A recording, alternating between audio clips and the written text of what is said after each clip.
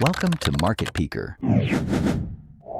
Chart patterns like head and shoulders and double tops are powerful tools for predicting market reversals. Let's break down how to identify them and use them in your trading. 1. Head and shoulders pattern. This pattern signals a potential trend reversal. Formation. It has 3 peaks. The middle one, the head, is higher, while the other 2, the shoulders, are similar in height. Neckline. Connect the lows of the shoulders with a trend line. Signal. When the price breaks below the neckline after the right shoulder forms, it's a bearish signal. Inverse, head and shoulders.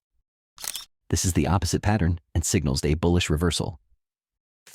2. Double tops. This pattern also indicates a potential reversal. Formation. The price tests a resistance level twice, creating 2 peaks of similar height. Signal. When the price breaks below the support level, the low between the peaks, it confirms a bearish reversal. Double bottoms.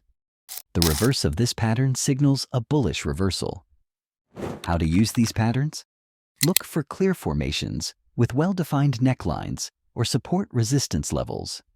Wait for confirmation, a breakout below the neckline for head and shoulders or below support for double tops. Use volume analysis to confirm the breakout strength.